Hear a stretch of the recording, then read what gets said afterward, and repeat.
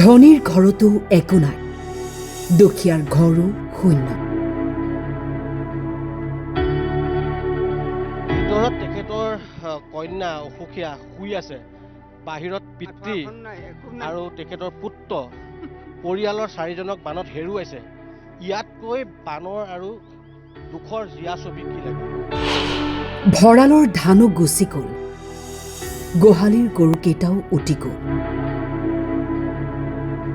কথা ক'বলৈ মোৰ যে আৰু শক্তিয়ে নাই। মোৰ আজি বয়স কিমান হৈছে আপোনালোকে অনুমান কৰিব পাৰিছে, মই নকওঁ। তেওঁলোক যে উটি গ'ল, তেওঁলোকৰ মৃতদেহ পালে নেকি? 3জনৰ পাইছে, এটা নাই পোৱা। মোৰ বোৱাৰীকেও নাই পোৱা, ভাই বোৱাৰীক নাই পোৱা।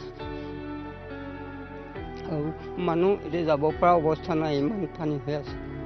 এই অলপ দূৰ ওলাই আহিছিলে বাচিবৰ কাৰণে, পানী হোটেল উটুৱাই লৈ গ'ল। ওপৰতে বাঁহৰ কিছুমান জোপোৱাত গছত লাগি আছে। প্ৰথমে চাওক এই কৰুণ দৃশ্য।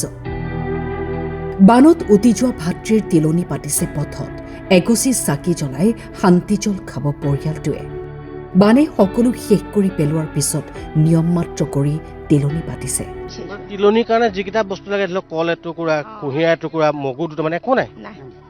নিয়ম মাফিক ৰাইজকো ক'লোঁ আমি, এতিয়া এইটো সময়ত ক'ত কি পাব, গতিকে মানে এনেকৈ ভকতেও ক'লে যে নিয়ম মাফিক নিয়মটো শান্তি জলকণ যেনে তেনে খোৱাৰ ব্যৱস্থাটো আমি কৰিছোঁ। চিন্তা কৰক, তেখেতসকলে তিলনি কৰিবলৈ এটা কল এটুকুৰা, কুঁহিয়াৰ দুটা, মাহ প্ৰসাদ দিবলৈ সমৰ্থ নাই। ক'লৈ যাব, ক'ৰ পৰা আনিব?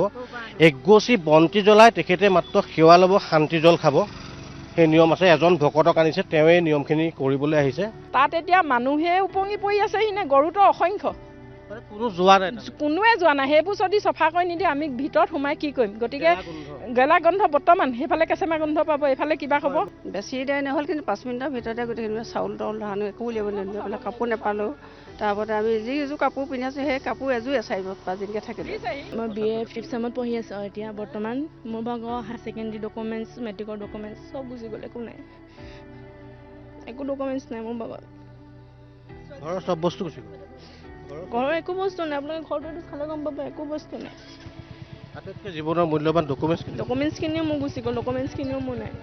মই ITI পাছ, মোৰ ITI পাছৰ চাৰ্টিফিকেটো গ'ল, মোৰ একো ডকুমেণ্টছ নাই মোৰ ভাগৰ, চব গুচি গ'ল। ভণ্টিও গ'ল? ভণ্টিৰ পৰা মোৰ মেট্ৰিক দিব, তাইৰ ভাগৰ ৰেজিষ্ট্ৰেশ্যন কাৰ্ড, তাইৰ কিতাপ পত্ৰ, নোটছ একোৱেই নাই তাইৰ ভাগৰ। ঘৰত সোমাবলৈ পোৱা নাই, চফা কৰিছে, ইয়াতো পলক পৰি গৈছে।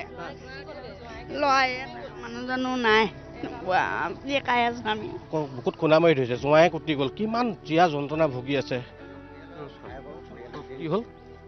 এই আমাৰ বোৱাৰী নাতি দুটা, 4জন আৰু নাজিৰাৰ পৰা যে 4জন উঠি গৈছিলে, আপোনাৰ পৰিয়াল? অঁ হয়, মই ডাঙৰ। আপুনি ডাঙৰ?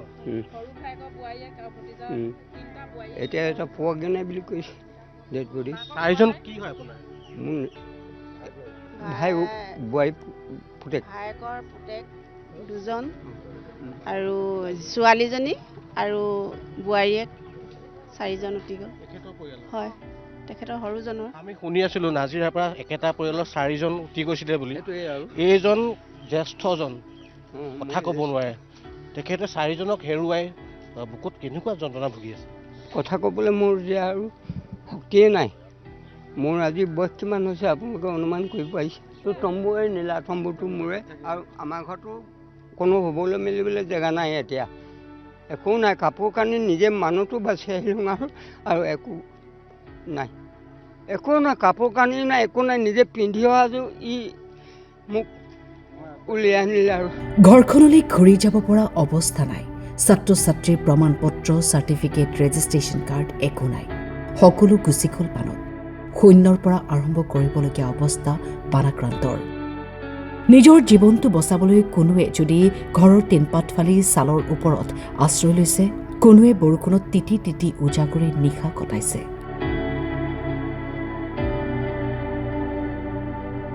অনুৰোধ সকলোলৈ, আহক আগবাঢ়ি সহায় কৰোঁ বানাক্ৰান্তক। পানী নাজানো নহয়, আমাৰ ব্যক্তিগত সংগঠনে এনেকৈ দলিয়াই থৈ যায়। এনেকুৱা সেইদিনা হৈছে, আমাৰ ইয়াত ধৰক ডেলিভাৰী মানুহ আছে, এজনী দিছে দলিয়া, গাড়ী ৰখোৱা নাই। মই কৈছোঁ আমাক ভিক্ষাৰী বুলি নাভাবিবি, আমি বিপদত আছোঁ, সেনেকুৱা ব্যৱহাৰ নকৰিবি, লাগিলে নিদিবি। নিজে সাহায্যৰ নামত এছামৰ এয়া দুৰ্ব্যৱহাৰ, গাড়ীৰে যায়, তীব্ৰ গতিৰে যায় আৰু শিবিৰত থকা মানুহলৈ পানীৰ বটল দলিয়াই গৈছে। এইবোৰ খাব নোৱাৰা পানী বটল দলিয়াই গৈছে। আমগুৰিৰ পৰা জিয়াৰুদ্দিন আহমেদৰ ৰিপৰ্ট, টাইম 8।